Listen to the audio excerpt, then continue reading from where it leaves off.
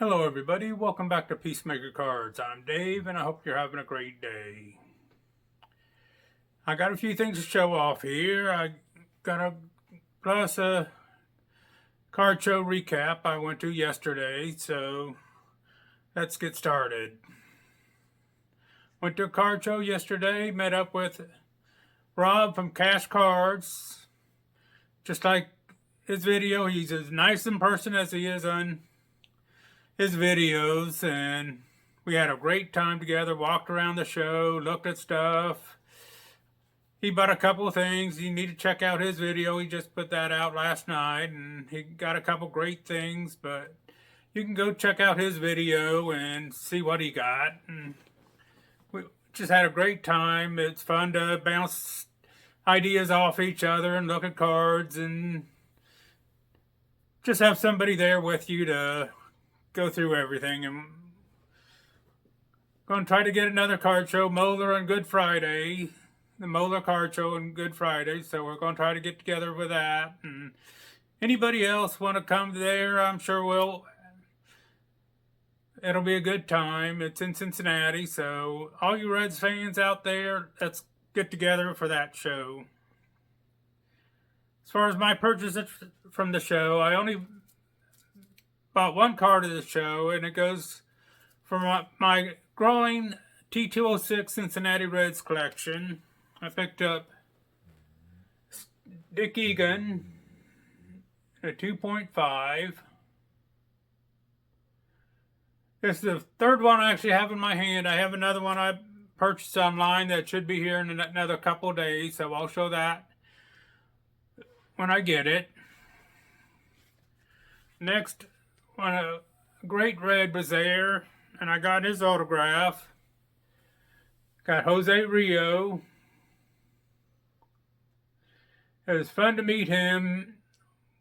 Got to talk to him for a little bit, and he was telling a story about this card's from where he got the MVP in the 1990 World Series. Talked to him about that a little bit, and he said he got telling a story about a few years ago he was at another card show signing autographs, and Tony La Russa was there, and he was talking to Tony La Russa, and Tony La Russa came back and said, "You stole that World Series from me. I should have had another one." So it was a great story, and I'm not doing the justice that he did to it, but it was fun talking to him. There were a couple other Reds there. Tony Perez was there. I have his autograph already, so I didn't get that.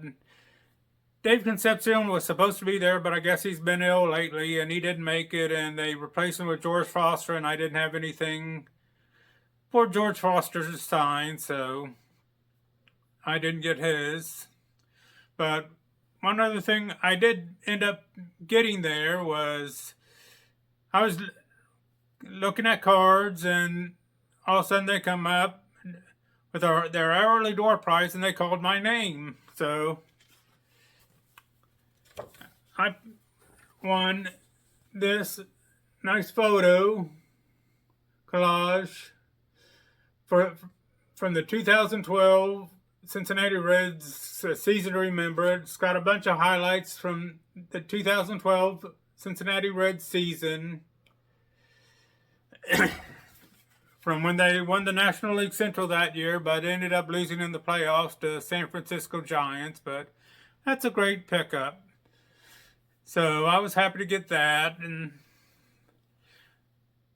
there was a lot of other things I looked at the show, but a lot of stuff was overpriced and didn't meet my requirements, so I didn't pick up anything else. But I still had a great time hanging out with Rob, and hope to do it again real soon. After I got done recording my initial video, I forgot one thing that I did get at the card show yesterday, so I'm going to splice this in, and it's the most important thing. This 2019 Gold Label, a Barry Larkin relic card. This was a gift from Rob. Thanks, Rob. I really appreciate it. Don't know how I missed it. I had everything stacked up here, but somehow I forgot to show that. But that's a great card, and I really appreciate it, and I love it a lot. Thanks, Rob. Now back to the show. As far as other purchases, some of you might have know about this already. If you watched the Four Collectors live stream a couple weeks ago, they had a virtual card show on there, and Brian B. Roth was showing off cards, and I picked up one of his cards. It's a 1967 Jim Bunning.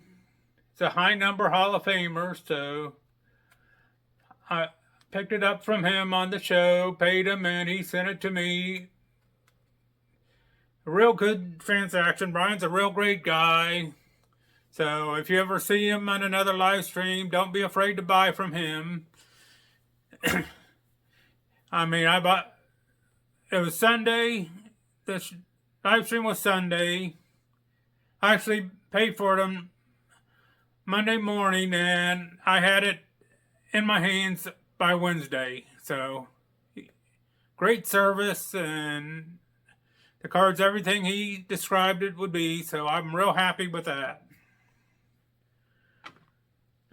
Next, I'm going to start a new collection. I've been trying to figure out something to start, and I've decided I got the book for the 300 Great Cards from Mike Payne.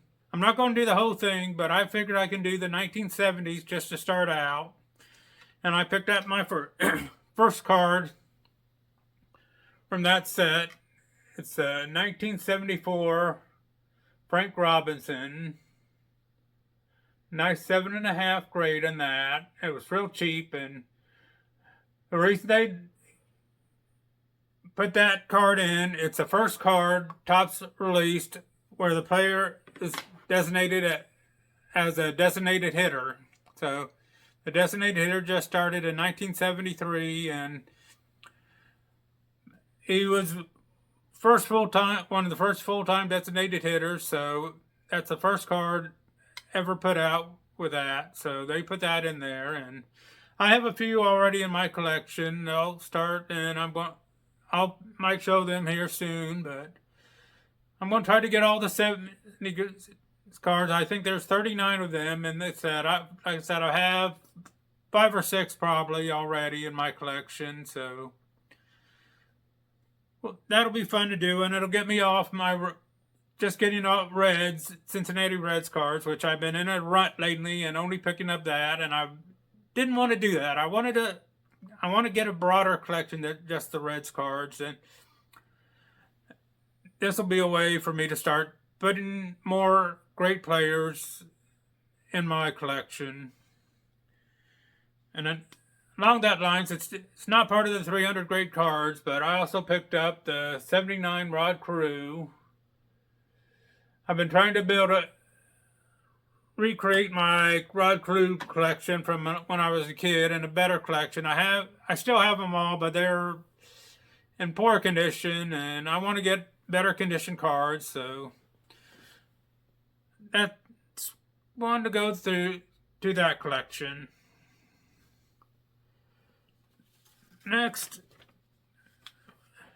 the rest of them are Cincinnati Reds cards that I've picked up and stuff, and I picked up this great one from my Johnny Bench collection, the 1970 poster. It's real good condition. I'm going to try to get it framed and put it up on my wall with my other Johnny Bench stuff behind me. So I was real happy to get that. Next, got the 1967 Tommy Helms, but this is the Venezuelan. I don't actually have the regular Topps for my complete set. I was looking for that when I came across this one, and I couldn't pass it up. I had to have it once I saw it. It's in real great condition. It's a little bit smaller than the regular 67s. That's how they did it with the Venezuelans, and no border on it, but real good condition. And like I said, the back is good. A lot of these have back damage from when they glued it in books and stuff for their collection. Next couple cards are two of the last three I needed for my 1970 Cincinnati Reds team set run. I got the 1971 Tony Perez.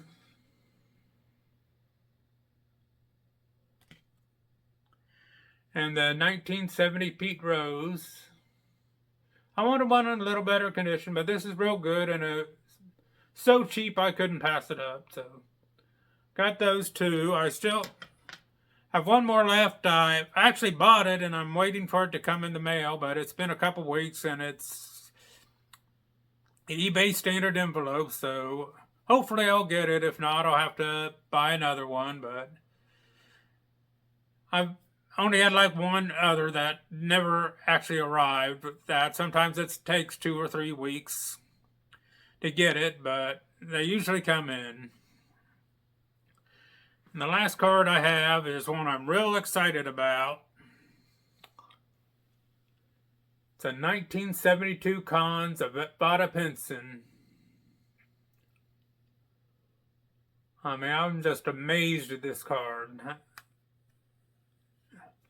It's a PSA 7. And there's only 4 other cards, a higher grade. There's 2 8s and 2 9s of this card. So, this is just one I'm just so happy to get. I was real thrilled with that. But that's all I got for you today. So I hope you enjoyed it. Give me a like, and if you're not subscribed, subscribe to me. And if you haven't seen Rob's video, go see Rob at Cash Cards. He had a great video. He picked up a couple great things over there. So until next time, peace.